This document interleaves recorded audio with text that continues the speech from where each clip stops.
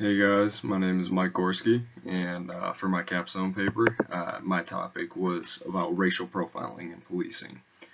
So racial profiling, that's been a topic of discussion for quite a long time. It's very popular in the news right now, and that's pretty much why I decided to write my paper on this topic.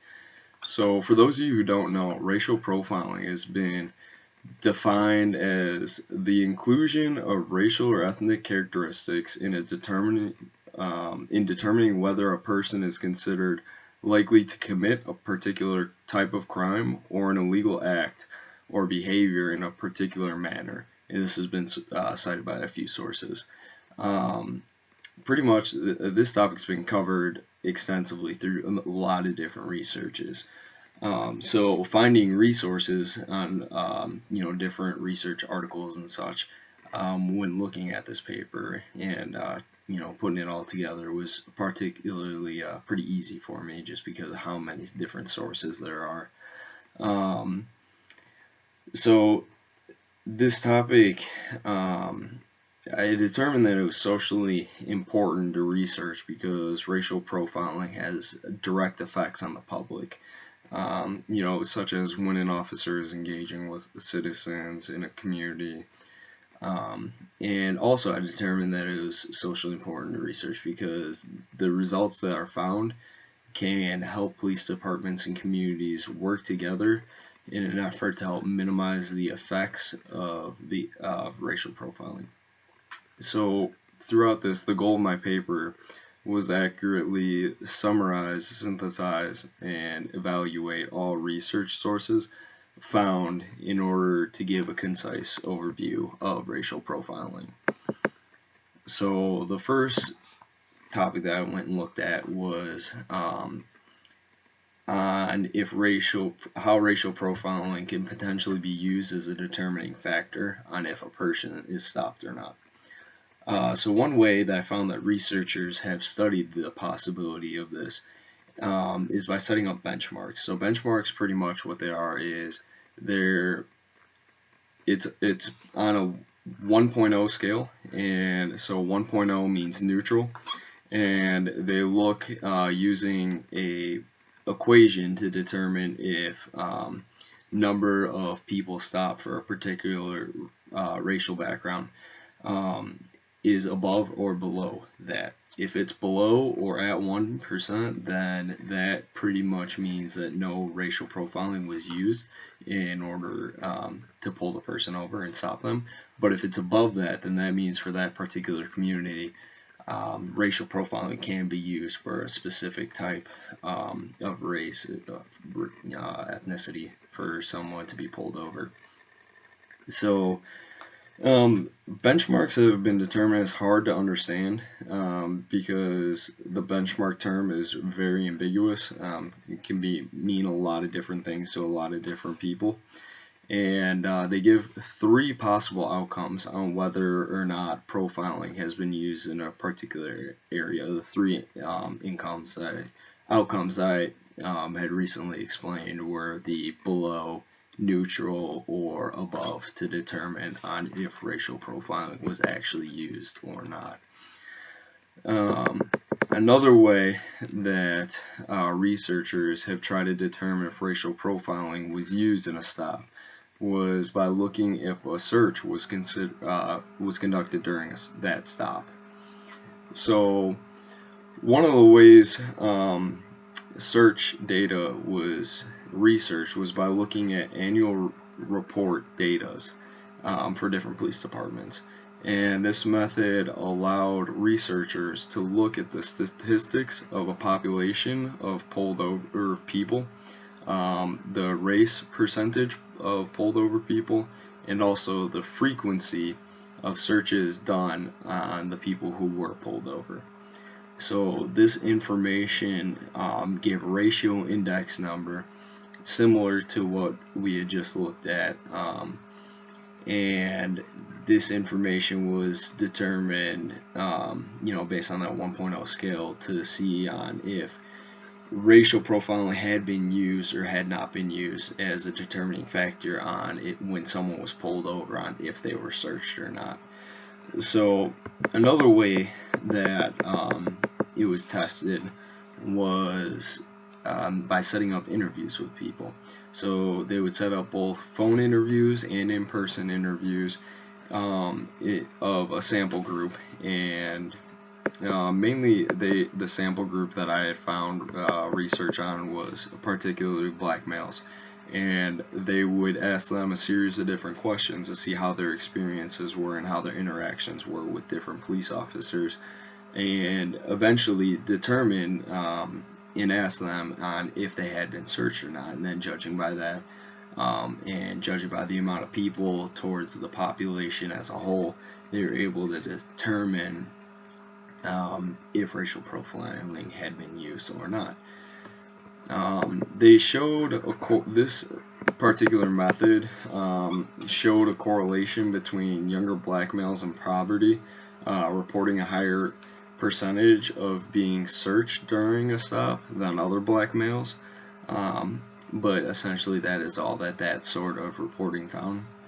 And also, when looking at interviews for street youth and high school students, they determined that race mattered for high school students when it came to being stopped and searched in comparison to street youth.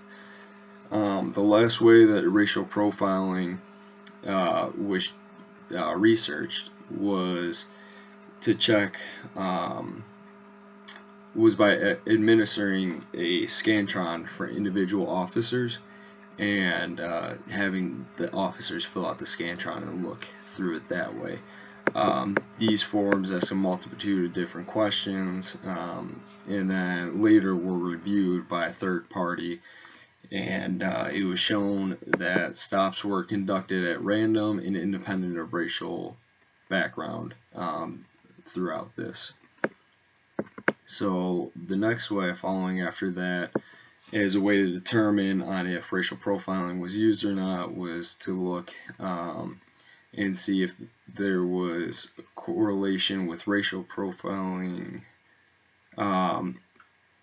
was the use of force. That was the next way.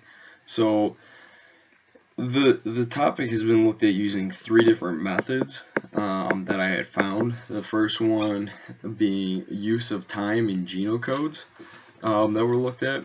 These stops were well documented because officers need to fill out a stop question and frisk report worksheet, which covers every aspect of their stop. And so the information gathered from this reports showed that minorities were often overrepresented when it came to being pulled over, and use of force during a stop was relatively consistent throughout all races. So that didn't really prove anything. The second method that was looked at was documented use of force cases in medium to large police departments on the West Coast, and these studies were conducted through data that was found, and it was determined that there was no measurable difference in the amount of force that was used between the different races, and in particular for the different races that were stopped or not. The third and final method that was used was the public police contact survey that had been administered to the public by the Bureau of Justice Statistics. And this method used propensity score matching in order to look further into the reports and set up a scoring-based system that would identify police use of conduct in traffic stops. This showed no differences based on the race of individuals when looking at whites, blacks, and Mexicans, so this also didn't really show anything too significant.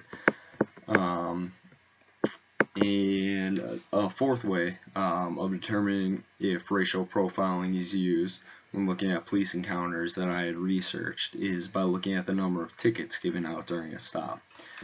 This was proven to be an effective way of determining racial profiling because researchers have been able to break down what race is most likely to receive a ticket when being pulled over. and it had been shown by multiple studies that blacks were more likely to be stopped and given a ticket, sometimes up to 3 times as likely actually, when pulled over by a police officer in comparison to other races. This was very overrepresented, obviously, as far as race goes, so it showed a correlation of racial profiling being used by police officers. And so that is essentially the 4 main ways that I had used to look and research on if racial profiling had been used or not. Overall, the consensus was pretty varied on what I had found, depending on if racial profiling was used or not. It was about 50-50. And then when looking, there are multiple gaps in each research study that I looked at. And some major gaps were like the Fourth Amendment. It plays a role in how much leniency the police officers have when conducting a stop. Basically, it poses a lot of issues because the Supreme Court has ruled differently for different cases. And so police officers have a very large gap of leniency on what's deemed, okay to stop someone for and not okay to stop someone for, and what they can get away with. Other research gaps were gaps looking at the benchmarks. The benchmarks are ambiguous terms, so you're not looking at consistent data throughout everyone because benchmarks mean different things to different people. And then also that's very skewed because that data didn't take into account people just passing by a community and not actually in the physical community. When looking at everything, the program that I decided to implement was community-oriented policing strategies, and then also was for officers to take a class on racial profiling to help try to cut back on the amount of racial profiling that is used in police departments. So community-oriented policing strategies can be help used and implemented into different communities in order to cut back on racial profiling, because if you get the community involved with the police officers and you get people who are starting to be known on a name-to-name basis, that's really going to cut down on the amount of profiling that's used to stop someone. If you know someone firsthand, ultimately you're not going to be trying to single them out. Is most likely, you guys are on good terms and such.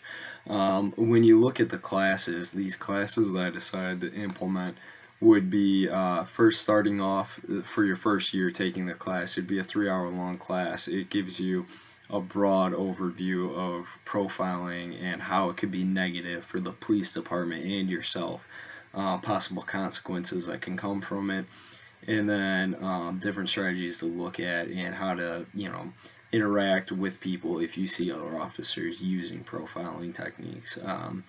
And then following that year, every year after would just be an hour-long, pretty much refresher course. And I truly believe that this would help cut down on racial profiling. And that is pretty much, if you implement both of those as strategies into a police department, I truly believe that racial profiling can be cut down on, and it would not be such a prevalent problem right now in today's society. And that is my presentation. Thank you guys very much.